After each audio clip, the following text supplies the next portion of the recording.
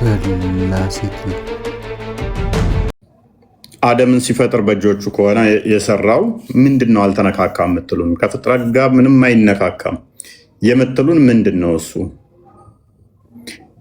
በመዳፎቹ አፈር ዘግኖ ጨብጦ አብኩቶ ከሰራ ያውም የገማ ጭቃ በእጆቹ ከሰራ ምኑን ነው አይነካካም የምትሉን?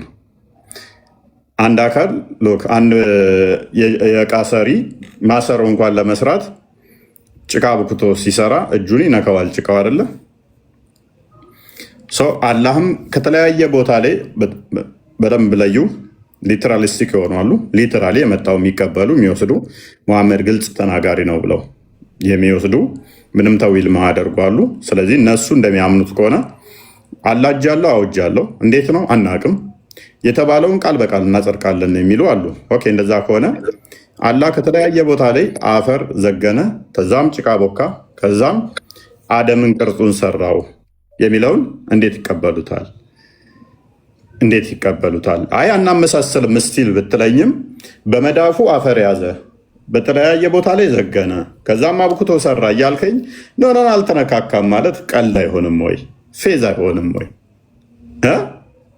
በእጆቹ አፈር ከተለያየ ቦታ ላይ ዘግኖ ጨብጦ ከዛ አብኩቶ ሰራ በእጁ እያልከኝ ኖ አልተነካካም ቀልድ አይሆንም ወይ?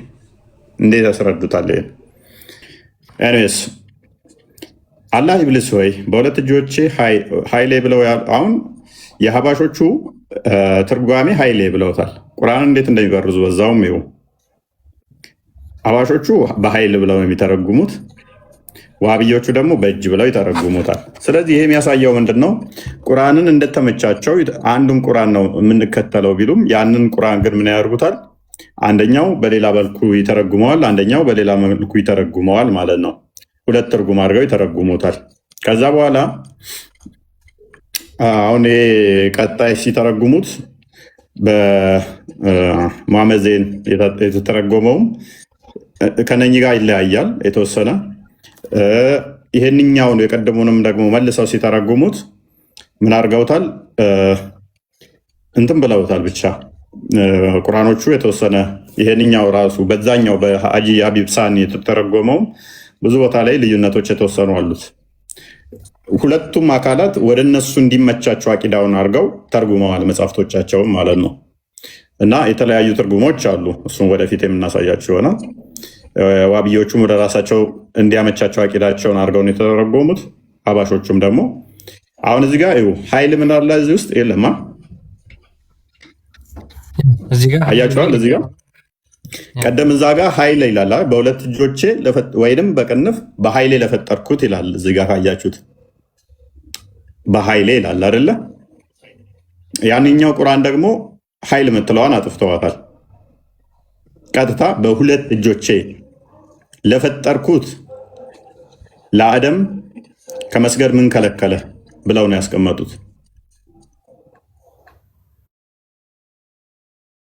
ሁለቱም ወደ ራሳቸው አቂዳ እየጎተቱ ነው የሚተረጉሙት። አንዱ አንደኛውን በሚጠላለዙበት ላይ ያመቻቹታል ማለት ነው። ዋብዮቹ ለራሳቸው አመቻችተው ይተረጉሙታል። ሀባሾቹም በተመሳሳይ ደግሞ ለራሳቸው አመቻችተው ይተረጉሙታል። ዞሮ ዞሮ ግን ሞረፌ ዋብዮቹ ቀጥታ ወስደውታል። ይህንን ለምሳሌ በሁለት እጆች ለፈጠርኩት ሲል ምን እያለ ነው? በእጆቹ አላህ አደምን ጭቃ ብኩቶ እንደሰራው ያምናሉ። ሀው ቢላኬፍ አላህ ዘንድ ይሆናል። ክርስቶስ የሰውን ስጋ ለበሰ፣ በስጋ ተገለጠ፣ ቃል ስጋ ሆነ፣ የመለኮት ሙላት በሰውነቱ ተገልጦ ተገለጠ። ክርስቶስ እርሱ ስግው ቃል ነው፣ መለኮት የተዋሃደው እርሱ ክርስቶስ ስግው ቃል ነው ብለን ስንል ብዙ ጊዜ ክሪታይዝ ያደርጉናል፣ ይተቹናል። አፈር እንደዚህ ጨብጦ ዘግኖ ጨበጠ ማለት ጭብጡ ትንሽ ብትሆን ነው። ያ የጨበጣት አፈር የሁለት እጆቹ መስራት የቻለችው አንድ አደምን ነው። 30 ሜትር የሚረዝም የአክሱም ሐውልትም ያህል አደምን ሰርታለች። 60 ኪቢት ማለት 30 ሜትር አካባቢ የወደቀውን የአክሱም ሐውልትን ትንሽ 1 3 ሜትር ከሱ ሚያንስ 1 6 ኪሎ ክንድ ያህል ተሱ ሚያንስ ከወደቀው አክሱም ሐውልት ማለት ነው። ወይንም ደግሞ ከቆመው ሐውልት ከአክሱም 1 6 ክንድ ረዘም የሚል አደምን ሰርቷል አፈሩ። ያ 60 ሜትር 60 ኪዩብት ወይም 30 ሜትር የሚያክል አፈር እየጠፈጠፈ ነበር አላህ ማለት ነው፣ ጭቃ እያቦካ በእጆቹ እንደዚህ ጨብጦ ማለት ነው። ጨበጠ ማለት ይህ መዳፉ ላይ ነው ያረፈው። 5 ጣቶች አሉት። ዘገነ ጨበጠ ነው የሚለው። ግራስ ባርጎት እንደዚህ ጨብጦ ከዛ በዛ ሰራው ነው የሚለው። እንዲያ ከሆነ አላህ እጁ ጭቃ አብኩቶ የነቃው ተዋህዶታል አልተዋህደው?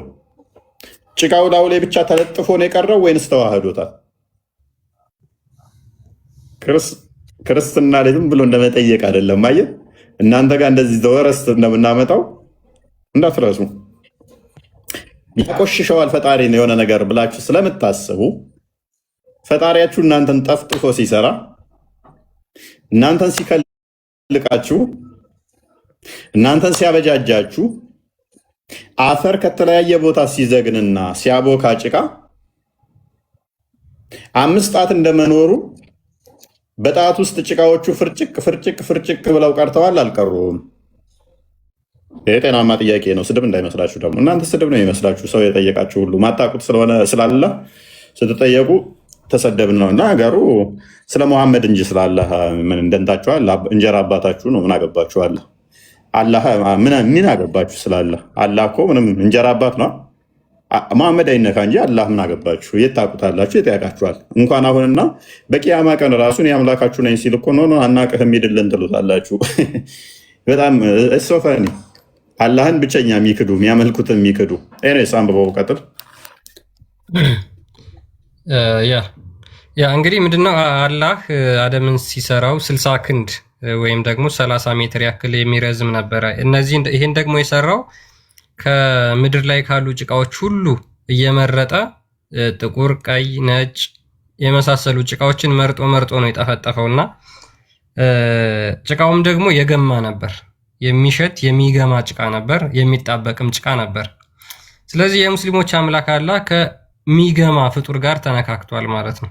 ከሚጠነባ ከሚሸት ፍጡር ጋር ተነካክቷል። ሙስሊሞች ራሳቸው በጣም ይጸየፋሉ። አይታችሁ ከሆነ ሰው መሆናቸውን ይጸየፉታል። ምክንያቱም ክርስቶስ በስጋ ተገለጠ ስንል ብዙ ጊዜ ዳወት ያላቸው ጥያቄ ያላቸው እዚህ ላይ ስለሆነ ሰውነታቸውን ይንቁታል። ሰውነታቸውን ስለሚንቁት አላህ ከእናንተ ከተናቃችሁ ከገማ ጭቃ ነው የፈጠራችሁ እናንተን ደግሞ።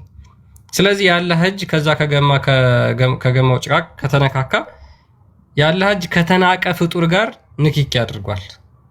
ለዛውም የሚገማ ብቻ አይደለም የሚጣበቅ። ሙስሊሞች ደግሞ አላህን የሚረዱት እንዴት ነው? አካል ነው፣ ፊዚካል የሆነ አካል ነው። ስለዚህ ያ አካሉ ከዛ ከሚገማ ጭቃ ጋር ተነካክቷል። አሁን ትልቁ ችግራቸው ሙስሊሞች ምንድን ነው? ይህን ነገር ስንናገር እኛ ስድብ ነው የሚመስላቸው። ለምን አላስተማሯቸውም? መስጊድ ውስጥ የሚያስተምሯቸው መጽሐፍ ቅዱስን ቁጭ አድርገው ነው ሲያቦኩ ሲያጨማልቁ የሚውሉት። በተቻለ መጠን ሙስሊሞች ስለ ራሳችሁ ሃይማኖት አውቃችሁ መልስ እንድትሰጡ ነው እኛ የምንፈልገው። እስከዛሬ አቦካችሁት፣ እስከዛሬ መጽሐፍ ቅዱስን ያጨማለቃችሁት ገታ አድርጉና እስኪ ስለ ሃይማኖታችሁ ደግሞ ስለምታመልኩት አምላክ ጠይቁ።